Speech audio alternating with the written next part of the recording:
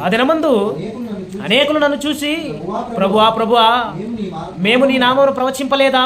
నీ నామమును దయ్యములను వెళ్ళగొట్టలేదా? నీ నామమును అనేకమైన అద్భుతములను చేయలేదా అని చెప్పుదురు. చెప్తారటండి. వీళ్ళంతా ఏం చెప్తారు? చేసిందే చెప్పాలి. అవునా? నువ్వేం చేస్తావు అదే చెప్పాలి. మనం ఏం చేస్తాం అదే చెప్పాలి. మనం ఏం విత్తుతామో అదే కోయాలండి. కనుక మనం బ్రతికున్న కాలంలో ఏం చేస్తామో అవన్నీ కూడా డిస్ప్లే చేసి చూపిస్తాడు మనందరికీ. గతంలో జాన్సన్ అని ఒక సినిమా తీశాడండి. చూసారా మీరు? ఒక సినిమా తీశాడు కదా, చూసారా? ఒక అరగంట సినిమా తీసి చూపించాడండి. చాలా బాగుంది. అది మీరు డౌన్లోడ్ చేసి చూడండి ఒకసారి. ఆదాము నుండి మొత్తం అందరిని చూపించేశాడు. అందులో ఎలా ఉంటారు, ఎలా ఉంటారు, ఎలా ఉంటారు, ఎలా ఉంటారు, మనం అనేది వాళ్ళందరూ చూస్తామన్నట్టుగా చూపించాడు. కనుక క్రీస్తు వచ్చినప్పుడు అన్నీ కూడా మనం చేసినవన్నీ మనకు మర్చిపోయి ఉంటాం, కానీ ఆయన గుర్తు చేస్తాడండి. పలానా టైంలో, పలానా రోజున, పలానా సమయమున ఇది చేసావు నువ్వు చూపిస్తున్నాడండి. వీళ్ళందరికీ చూపిస్తున్నాడు. పిక్చరైజ్ చేసి చూపిస్తాడు. రెండో రాకడలని చూపించినప్పుడు అప్పుడు నేను, వీళ్ళేమో అన్నీ చేశారు కదండి, ఒప్పుకోవాలి కదా మరి. అయితే షబాష్ అనలేదండి ఆయన. ఏమంటున్నాడు చూడండి ఆయన, అప్పుడు నేను మిమ్మును ఎన్నడను ఎరుగను అంటున్నాడు చూడండి. ఒకప్పుడు అపోస్తలులు చేశారు ఇవే పనులు. ఏమని చేశారు? అద్భుతములు చేశారు, మహత్కార్యాలు చేశారు, సూచక్రియలు చేశారు. అవునా?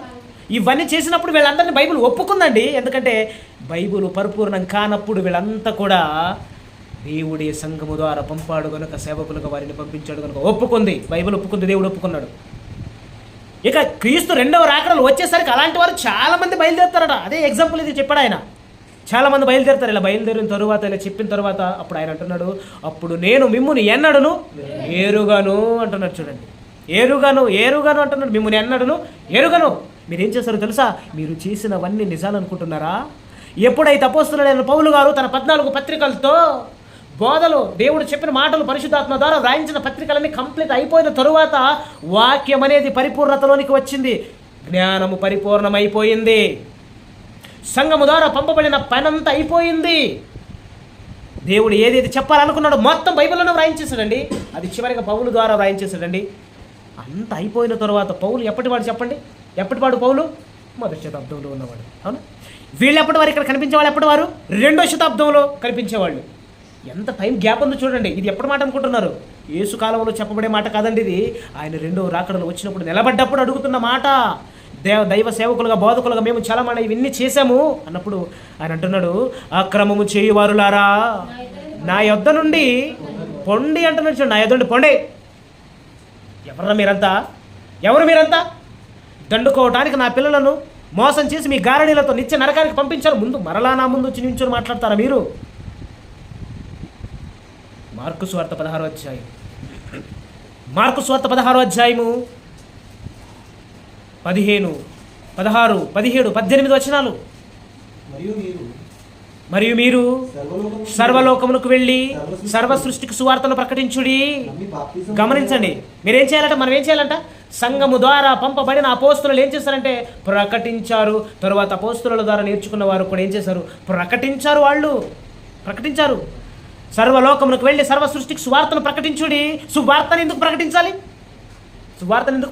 సువార్త అనగానేమి? సువార్త అంటే ఏంటి? ఆ పాయింట్ కూడా చెప్పారండి. సిస్టర్ గారు చెప్పలేదా? సువార్త అనగానేమి? క్రీస్తు జనన మరణ పునరుత్థానం. క్రీస్తు పుట్టాడు, మన కోసం ప్రాణం పెట్టాడు, సమాధి చేయబడ్డాడు, తిరిగి లేచాడు అనే మాట వెళ్ళాలి సమాజంలోనికి. అది వెళుతుందా? నీ కడుపులో నొప్పిపోతుందని చెప్పి మారుస్తూ తీసుకొస్తున్నావు. నువ్వేం చేస్తున్నావు? వార్త చెప్పమననండి, స్వస్థతను చేయమనలేదు, వరాలను చూపించమనలేదు, దేవుని మాటలే చెప్పాలి. అందుకంటున్నాడు, సర్వలోకమునకు వెళ్ళి సర్వ సృష్టికి సువార్తను ప్రకటించుడి. సువార్త ప్రకటన విన్నవాళ్ళు నమ్మి బాప్తిస్మము పొందాలి, వాడే రక్షింపబడతాడు అన్నట్టు. నమ్మి బాప్తిస్మము పొందువాడు రక్షింపబడను, నమ్మని వానికి శిక్ష విధింపబడను. ఏది నమ్మని వానికి? సువార్త నమ్మని వానికి శిక్ష విధింపబడను. సువార్త వినిన వానికి రక్షింపబడు. సువార్త వినినవాడు రక్షింపబడును. సువార్త వింటే రక్షణలోనికి వెళతావా? స్వస్థతల ద్వారా నువ్వు క్రీస్తులోనికి వస్తే రక్షింపబడతావు. దేని వలన కావాలి నీకు రక్షణ? ఒకవేళ కడుపులో నొప్పి పోయిందనో, లేదా ఏదో జ్వరం పోయిందనో, ఇంకొకటి పోయిందనో, మరొకటి పోయిందనో, వీటి కోసమే నేను క్రీస్తులోనికి వచ్చాను మారా అని అనుకుంటే ఏదో ఒక రోజు నిన్ను మరణం పలకరిస్తుంది. మరణం నీకు బెల్ల కొడుతుంది. అవునా? మరణం వచ్చేస్తుంది. ఆ రోజున మరణం ద్వారా పాతాళంలోనికి వెళ్ళిపోతావు తప్పితే పరదేశికి వెళ్ళవు నువ్వు. ఎందుకంటే ఏదో పేరుతో నువ్వు మారాలని చెప్పావు కనుక. సువార్త పేరుతో మారలేదు నువ్వు. అంటే బోధకులు ఎవరు తెలుసా? దేవుడు పంపిన బోధకులు స్వార్థ చెప్పేవాళ్ళే, స్వస్థతలు చేసేవాళ్ళు కాదు. వరాలు ఉన్నాయని చెప్పి మోసం చేసేవాళ్ళు కాదు. వరాలు నిలిచిపోయాయండి, వరాలు నిలిచిపోయాయి. అవునా? విన్నారు కదా, ఈ వాక్యాలను విన్నారు కదా, వరాలు నిలిచిపోయాయి. ఒక ఎగ్జాంపుల్ చెప్పమంటారా? పౌలు గారికి స్వస్థత వరాలు లేవు? ఆయనకి ఉన్నాయండి, ఆయనకి స్వస్థత వరాలు ఉన్నాయి. ఒక పేతురు గారికి వరాలు లేవా? ఉన్నాయి. చచ్చిపోయిన వారిని బ్రతికించిన వరాలు కలిగిన వారండి వాళ్ళు, సంఘము ద్వారా పంపబడిన వారుగా. అలాంటి వారు ఏమండి, అపోస్తులుడైన పౌలు గారికి కన్న కొడుకు అక్కడ ఉన్నారు. ఆయన పేరేంటి తెలుసా? తిమోతిని అనేవాడండి ఎక్కువగా. నా కన్న కుమారుడమైన తిమోతి. అంటే పౌలు గారికి పెళ్లి కాలేదు కదండి, ఎలా కొడుకు అయ్యాడు? వాక్యము ద్వారా కన్నాడు. వాక్యము ద్వారా కన్నాడు ఆయన. పౌలు గారికి కుమారుడుగా పిలువబడే తిమోతి గారికి ఒకరోజు జ్వరం వచ్చిందని. ఏమొచ్చిందట? జ్వరం వస్తే ఆయన అంటున్నాడు, పౌలు గారు ఏమంటున్నాడంటే, పౌలు గారు తిమోతితో, ఈ జ్వరం కడుపు నొప్పి వచ్చిందంట. క్షమించండి, జ్వరం కడుపు నొప్పి వచ్చింది. కడుపు నొప్పి వచ్చినప్పుడు ఆయన అంటున్నాడు, ఇక మీదట నీళ్ళే త్రాగక నీ కడుపు జబ్బు నిమిత్తం, అంటే నీ స్టమక్ పెయిన్, అవునా, కడుపు నొప్పి నిమిత్తము నీకు కడుపు నొప్పి వచ్చింది కదా, ఆ కడుపు నొప్పి వలన మాతో పాటు స్వార్థికులతో కలిసి తిరగలేకపోతున్నావు నువ్వు. ఇంటి దగ్గర ఉన్నాడండి ఎవరు? తిమోతి. ఇంటి దగ్గర ఉన్న తిమోతితో, ఎక్కడో ఉన్న పౌలు గారండి, కన్న కొడుకు కదా, మరి వచ్చి స్వస్థత చేయొచ్చు కదా. పౌలు గారికి ఎలాంటి వరాలు ఉన్నాయో తెలుసా? ఆయన చేతి గుడ్డలో రోగులకు తగిలితే కూడా రోగాలు బాగైపోయాడు. అలాంటి గొప్ప వరాలు కలిగిన వ్యక్తి ఆయన. చేతి గుడ్డలు, ఆయన వేసుకున్న బట్టలు తగిలితే చాలా ఏ రోగమైనా ఉంది, అయిపోయింది, క్లియర్ అయిపోవాలి. అలాంటి మహావరాలు కలిగిన పౌలు గారు అంటున్నాడు, తిమోతి కుమారుడైన తిమోతి, నీ కడుపు జబ్బు నిమిత్తము తరచుగా వచ్చు బలహీనతల కోసము ద్రాక్షారసమును కొంచెముగా పుచ్చుకో. ఏంటండి, కన్న కుమారుడైన తిమోతి, యేసు నామమున నీకున్న కడుపు నొప్పి పోవునుగాక ప్రార్థన చేయొచ్చు కదా. వరాలు కలిగిన వారి వరాలు అయిపోయండి. ఎప్పుడైతే పౌలు గారు పత్రికలో రాసి అయిపోయిన తరువాత వాక్యం పరిపూర్ణంలోనికి వెళ్ళిపోయిందండి. వాక్యం ఎప్పుడైతే పరిపూర్ణం అయిపోయిందో వరాలు నిలిచిపోయాయి. మరి ఇప్పుడు చేస్తున్న ఈ వరాల భక్తులు ఎవరు చెప్పండి? సేవకులా? బోధకులా? కాదండి, ప్రపంచాన్ని బాధిస్తున్న బాధకులు వీళ్ళంతా. అలాంటి వాళ్ళేనండి. అందుకే ఉంటున్నాడు చూడండి, చదవండి ఇప్పుడు అన్నమాట. మార్కు సువార్త తీస్తారా దాన్ని, అక్కడికి రండి. ప్రకటించుడి 16వ వచనం. నమ్మి బాప్తిస్మం పొందువాడు రక్షింపబడును, నమ్మని వానికి శిక్ష విధింపబడును. ఏమండి, ఇప్పుడు నేను పేర్లు చెప్పాను కదా, కొంతమంది పేర్లు చెప్పాను కదా. ఎవరెవరు చెప్పాను? ప్రపంచ మాంత్రికుల పేర్లు చెప్పానండి. వాళ్ళు ఒక కేఏ పాల్, ఒక బెన్నెహిను, ఒక కేఏ పాలు, ఒక దినకరను, ఒక అద్భుత్ కుమార్, ఒక సతీష్ కుమార్, ఒక బెల్లంపల్లి ప్రవీణు. వాళ్ళని చూసి పుట్టుకొచ్చిన ఈ పుట్టగొడుగులు చిన్న చిన్న తోకలు ఉన్నాయి, చాలామంది ఉన్నారండి అలాంటి వాళ్ళు. వీళ్ళందరూ ఒకవేళ వరాలు ఉంటే వాళ్ళకు ఒకవేళ వరాలు ఉంటే వాళ్ళు సేవకులు కాదు అని బైబిల్ పరంగా ఈరోజు నేను మాట్లాడుతున్నాను. నేను చెబుతున్నాను, కాదని చెబుతున్నాను. కాదంటుంది బైబిల్. ఎలా కాదంటుందో, వరాలు ఉన్నాయి కదా మీకు. స్వస్థత వరాలు ఉన్న ప్రతి ఒక్కరు చేయవలసిన పని 17వ వచనంలో రాయించాడు చూడండి. ఏమంటున్నాడు? నమ్మిన వారి వలన ఈ సూచక క్రియలు కనబడును. ఏమనగా నా నామమున దయ్యములను వెళ్ళగొట్టుదురు అంటున్నాడు చూడండి. ఏం చేస్తారంటే వీళ్ళు, వరాలు కలిగిన వాళ్ళు దయ్యాలను వెళ్ళగొడతారు. వెళ్ళగొడుతున్నారు కదండి మరి చాలామంది అంటారా? అయితే ఓకే, వెళ్ళగొట్టేవలే, ఒకటి వదిలేస్తున్నాను పాయింట్. ఇక రెండో పాయింట్ అంటున్నాడు చూడండి. ఏమంటున్నాడు? క్రొత్త భాషలను మాట్లాడుదురు. ఓకే, ఇది కూడా మాట్లాడతారేమో. మూడో పాయింట్ అంటున్నాడు చూడండి, పాములను ఎత్తి పట్టుకొందురు. గతంలో ఒక బోధకుడు, లైవ్లో చూశారు కదా మీరు, ఒక బోధకుడు అలా పామును పట్టుకున్నాడండి. నేను స్వస్థత బోధకుడు అని చెప్పి నన్ను పాము ఏమి చెయ్యదని చెప్పి అలా పట్టుకున్నాడు, కాటేసింది, నిమిషాలలో లేచిపోయాడు. ఎవరు వాడు? ఒక ఇంటర్నేషనల్ స్పీకర్ అట. మనవాడు కాదు, ఇండియావాడు కాదు, బయటవాడు. ప్రపంచ దేశాలలో ఏమండి అతిపెద్ద బోధకులలో ఒకడుగా ఉన్నవాడు. కాటేసిందండి, చచ్చిపోయాడండి. నొరగలు కక్కుకుని చచ్చిపోయాడు. న్యూస్ అండి, లైవ్లో న్యూస్ చూపించారు దాన్ని. మరి ఏమైంది? కనిపించిన వదలగొడతానని చెప్పడం కాదు, దయ్యాలు వదలగొట్టాను, కడుపులో నొప్పిపోయింది కాదు. ఇప్పుడు పామును పట్టుకోవాలి నువ్వు. ఏంటి? పిల్ల పాములు కాదు. ఎలాంటి పాములు పట్టుకోవాలి? నాగు పాములు పట్టుకో, ఒకసారి పట్టుకో. అది ఏమి చేయకూడదు. ఏ బోధకుడైనా మన రైజూరు ప్రాంతానికి వచ్చినప్పుడు నేను పెద్ద బోధకుడిని చేస్తాను, రోగాలు ఉన్న వాళ్ళందరూ రండి అన్నప్పుడు ఒక పెద్ద నాగుపామును తీసుకుని మెళ్ళవేయండి వాడికి. పట్టుకోరా దీన్ని అని చెప్పండి. పట్టుకో దీన్ని, ఏమి చేయకూడదు. వరాలుంటే ఏం చేయదు అది. అవునా? వరాలుంటే ఏం చేయదు. అందుకే చెప్పాడు. నేనేమైనా మాట్లాడుతున్నానా? బైబిల్లో ఉన్నది చెబుతున్నాను. అంటున్నాడు, పాములను ఎత్తి పట్టుకొందురు. మరలా ఇంకోటి చూడండి, మరణకరమైనది ఏది త్రాగినను అది ఆ స్వస్థత బోధకులకు హాని చెయ్యకూడదు అన్నది చూడండి. మరణకరమైనది ఏది త్రాగినను, మరణకరమైనది ఏది చెప్పండి? విషం, పాయిజన్. మన పొలాలకు పురుగులు చావాలని కుడుతున్నాం కదా, పొలాలలో మనం మందు జల్లుతున్నాం కదా. పొలంలో పురుగులు చావేమో కానండి, కొంచెం మనం తాగామనుకోండి నిమిషాలలో పోతాం మనం. ఇది ఒక బాటిల్ తీసుకెళ్ళండి, ఒక మూత తీసుకెళ్ళండి, అయ్యగారు ఒకసారి నూరు తెరవండి, వేసేయండి చూద్దాం, పారిపోతారండి వీళ్ళంతా కూడా. ఇక్కడ చూపించాలి కదా మరి, వారి వరాలేవో వారి స్వస్థతలేవో చూపించాలి కదా. మరణకరమైనది ఏది త్రాగినది వారికి హాని చెయ్యదు. అప్పుడు రోగుల మీద చేతులుంచినప్పుడు వారు స్వస్థతను అందుదురు. నువ్వు చేసే స్వస్థత నిజంగా జరగాలి అంటే ఇవి చెయ్యాలిరా. చేస్తున్నావు నువ్వు? అవుతుందా? అన్నీ చేస్తారు, నీవు చేయరండి ఎవడు కూడా. అన్నీ చేస్తారు. పాములు పట్టుకున్నారు, చచ్చిపోయారు. విషం తాగారు ఎవరైనా? తాగలేదు. అయితే వరాలు లేవా?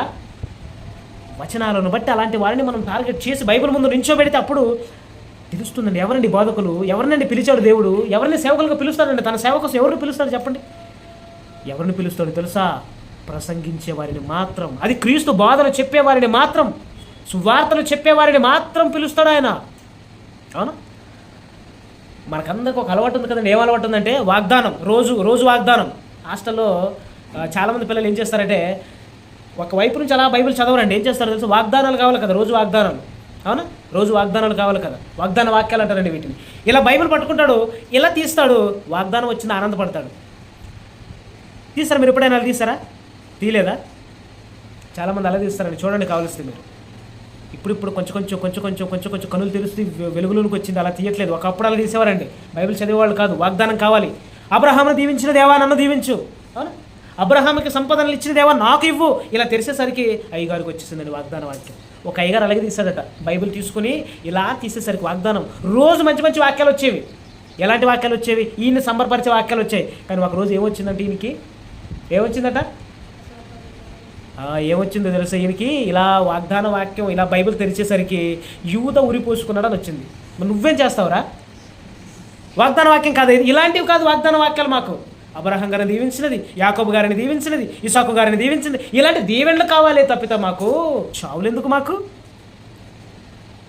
ఇదేంటి బాబు ఇలాగొచ్చేసింది, నేనైతే ఉరిపోసుకునేది. మరలా మూసేశాడు, మరలా తీశాడు. అప్పుడేమొచ్చింది తెలుసా? నీవు కూడా అలాగ చేయమని వచ్చిందట మరలా. అంటే యూద ఊరి పోసుకున్నట్టు నువ్వు కూడా పోసుకోవాలని వచ్చింది మరలా. అర్థమైందా? వాగ్దానాల పేరుతో వాగ్దాన వాక్యాల పేరుతో పిచ్చి పెట్టి ఎలా పడితే అలా చదువుతావు బైబిల్ చెప్పండి.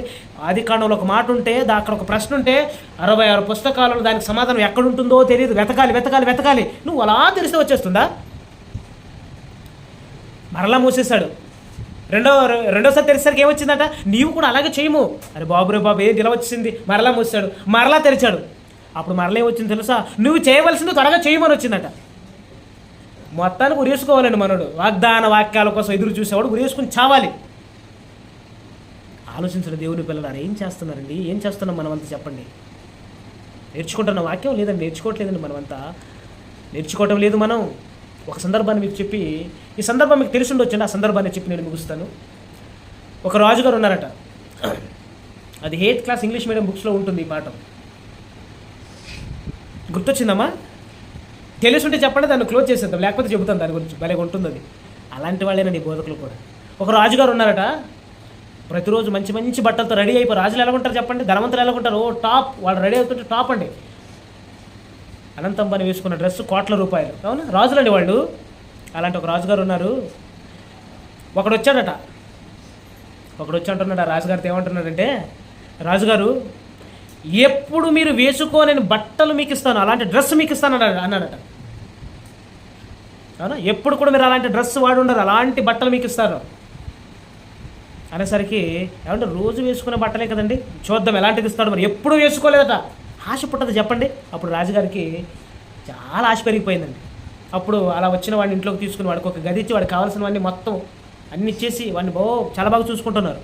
లోపలికి వెళ్ళిపోయాడు. లోపల టకా అని సౌండ్ వస్తుందట. రాజుగారు వచ్చారు, చూస్తున్నారు. ఏంటి లోపల సౌండ్ వచ్చేస్తుంది, రెడీ చేస్తున్నా. రెడీ అయిపోతుంది రాజుగారు అన్నారట. డానియల్ నతనీలు విన్నట్టున్నాడు. దీన్ని విన్నావా? గుర్తుకొస్తుందట. ఏమండి అలా రెడీ అయిపోతుంది రాజుగారు అన్నారట. రెడీ అవుతుందా? అయితే రెడీ. అలా కొన్ని రోజుల తర్వాత రెడీ చేశాడట. రెడీ చేసి రాజుగారు ముందుకు తీసుకొచ్చాడట. ఏంటి? బట్టలు. ఎప్పుడు రాజుగారు మీరు వేసుకొని బట్టలు నేను మీకు రెడీ చేసిస్తానని చెప్పిన ఆయన బట్టలు రెడీ చేసుకొని రాజుగారి దగ్గరకు వచ్చి ఇలా పట్టుకున్నాడట, చూపిస్తున్నాడట ఆయనకి. ఎవరికి? రాజుకి చూపిస్తున్నాడట. అప్పుడు రాజు చూస్తున్నాడు, కనిపించట్లేదు రాజుకి, బట్టలు కనిపించట్లేదు, రాజుకి బట్టలు కనిపించట్లేదు. అప్పుడు అన్నాడట, ఏంటి ఎక్కడున్నాయంటే, పాపం చేసిన వాడికి కనిపించవు బట్టలు అన్నాడట. ఎవరు? అర్థమవుతుందా? పాపం చేసిన వాడికి ఆ బట్టలు కనిపించవు, అలాంటి బట్టలు ఎప్పుడు మీరు వేసుకొని బట్టలు మీకు ఇస్తాను, పాపం చేసిన వాడికి అసలు కనిపించవు అన్నాడట. అప్పుడు రాజుగారు అనుకున్నారట, అయితే నేను పాపం చేశాను కదా, నాకు కనిపించవు అనుకున్నారట. రాజుగారు ఏమనుకున్నారట? నాకు కనిపించవు, ఎందుకు పాపం చేస్తాను నేను, కనిపించవు. అప్పుడు తీసుకొని రాజుగారు వేసుకోండి అన్నాడట. అప్పుడు రాజుగారు వెళ్ళి గదిలోనికి వెళ్ళి శుభ్రంగా స్నానాలు చేసి వచ్చాడు, బయటకు వచ్చాడు. అప్పుడు ఈయన డ్రెస్ ఇచ్చాడు, ఆ డ్రెస్ తీసుకున్నాడు. ఇప్పుడు రాజుగారిని ఊరేగించాలి, రాజుగారిని ఊరేగించాలంటే గుర్రం మీద అలా కూర్చోబెట్టి తీసుకొచ్చారండి బయటికి. ఆయన ఎవరిచ్చిన బట్టలు వేసుకున్నాడు ఈయన? ఎవడు కూడా ప్రపంచంలో చేయలేని బట్టలు ఇస్తానని చెప్పాడు కదా, వాడు ఇచ్చిన బట్టలు వేసుకున్నాడట ఈయన. అప్పుడు రాజుగారిని అలా కూర్చోబెట్టి ఆ బట్టలు ఇచ్చి బట్టలు వేసుకున్నాడట. ఆయన అనుకుంటున్నాడండి రాజుగారు, అలా పాపం చేశాను కదా కనిపించలేదు, ఇలా ఫిట్టింగ్ పెట్టాడండి, అలా పెట్టాడండి. నాయమని పాపం చేసిన వారికి ఈ బట్టలు కనిపించవు అన్నాడు కనుక, అయితే నేను పాపం చేశాను నాకు కనిపించట్లేదు అనుకున్నాడు. మొత్తానికి ఆ బట్టలు వేసుకున్నాడు అనుకుంటున్నాడు ఈయన. అలాగే వచ్చి గుర్రం మీద కూర్చున్నాడు. ఏమంటే ఊరేగింపు జరుగుతుందండి, రాజుగారు ఊరేగింపు జరుగుతుంది. ఈ విషయం మొత్తం అందరికి తెలిసింది. ఏమని తెలిసింది? పాపం ఎవరు చేస్తే వాళ్ళకి ఈ బట్టలు కనిపించవు, అలాంటి బట్టలు అండి అవి. అప్పుడు మొత్తం అందరూ వచ్చేసారు, అందరూ వస్తున్నారు, రాజుగారు ఊరేగింపు స్టార్ట్ అయిపోయింది, అందరూ చూస్తున్నారు. పక్కనున్నవాడు రాజుగారికి బట్టలు లేవన్నాడు అనుకో, అయితే నువ్వు పాపం చేశాడంటారు. అర్థమైందా? రాజుగారికి బట్టలు లేవని ఎవడేనంటే నువ్వు పాపం చేసావంటారు. వీళ్ళ పాపాలను కప్పిపెట్టుకోవడానికి, అవునా, వీళ్ళ పాపాలను కప్పిపెట్టుకోవడానికి ఎవడు కూడా నోరు పెట్టలేదండి. వేల మంది ఉన్నారు, ఎవడు కూడా నోరు పెట్టలేదు, అందరూ సైలెంట్ అయిపోయారు. వెళుతున్నారండి. చివరికి ఒక పిల్లోడు వచ్చి రాజుగారికి బట్టలేవండి అన్నాడట. అప్పుడు అర్థమైపోయిందండి వీళ్ళంతా ఏ మాయలో ఉన్నారు చెప్పండి. దేవుని పిల్లలారా, రాజు పరిస్థితి ఏంటి చెప్పండి, ఈ ప్రజల పరిస్థితి ఏంటి చెప్పండి. ఏమండి, ఎవరు ఇవ్వలేని బట్టలు ఇచ్చిన వాడి గారిడి మన బోధకుల దగ్గర ఉంటుందండి. అవునా? కనిపించకుండా కొట్టేస్తారు మన వాళ్ళు. అలాగే ఉంటుంది, ఉన్నట్టుగానే ఉంటుంది, లేనట్టుగానే ఉంటుంది, నిజం అనిపించేటట్టే ఉంటుంది, కానీ పచ్చబద్ధంలో నిన్ను తోసేస్తుంటాడు. చూసారా? ఒకడెవడో వచ్చాడండి, వీడిని నమ్మొచ్చా రాజుగారు చెప్పండి? ఎన్ని టెస్టులు చేయొచ్చు వాడిని? ఏమి చేయకుండా అమాయకంగా తీసుకున్నాడు. రాజు పరిస్థితి ఏమైందో తెలియదు. ఆ పాఠం మొత్తం ఆ బుక్స్లో ఉంటుంది, చదువుకోండి, మీరు అర్థమైపోద్ది. చాలా ఉంది మనం చెప్పుకునేవి అంతా కూడా. ఇలాంటి బోధకులండి ఈరోజు చెప్పండి, యాక్సెప్ట్ చేస్తుందంటారా? చెప్పండి. దేవుని పిల్లలారా, ఇప్పుడు చెప్పండి, దేవుడు ఈ కాలంలో తన సేవకులను పిలిచినా ఎలాంటి వారిని పిలుస్తాడు? బైబిల్లో ఉన్న రాయబడిన మాటలు చెప్పేవారిని పిలుస్తారు. బైబిల్లో లేని చెప్పేవాళ్ళని కాదు. బైబిల్లో వరాలు ఆపేశాడండి. అవి చెప్పారా పట్టుకోవాలి, బైబిల్ అలా పట్టుకుంటుంది, ఎరాలు కొట్టేస్తుంది వాడికి, అయిపోయింది. ఆలోచించండి దేవుని పిల్లలారా, ఆలోచించండి. ముగించుకుందాం. అందుకంటున్నాడు చివరిలో ఒక మాట చెప్పేసి చూడండి, ఏమన్నాడు? ప్రకటన గ్రంథం ముగించుకుందాం. 22వ అధ్యాయం ప్రకటన గ్రంథం 18-19 వచనాలు.